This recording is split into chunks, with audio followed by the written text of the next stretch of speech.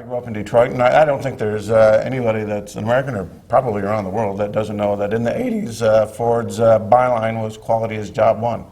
And so we'd be interested in 30 years how that notion of quality being essential has evolved.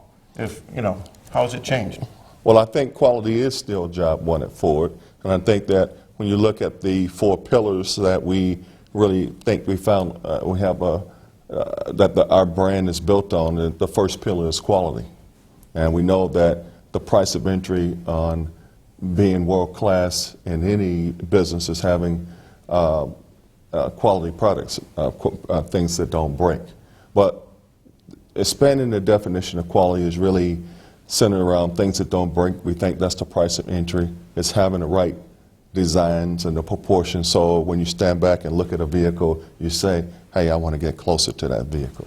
Secondly, you know, if you can intrigue the customers enough to want to get inside, it's what the look, the feel, the materials that we're selecting today to go inside of our vehicles, having the right tactile feel and the right smell, the right aroma, the right atmosphere, the ambiance to be able to get inside of a Ford car. That's what we're thinking about today.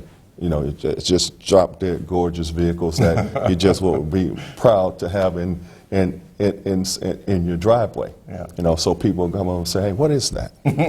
And then certainly, you know, the one thing that we're very proud of today is our technological advances, things like Sync and My Ford Touch, which the world is really tech savvy, and I think you know, from Ford's standpoint, just being in the game with and working with giants such as Microsoft to bring that connectivity to our customers today is something that we're really proud of. And then fuel economy.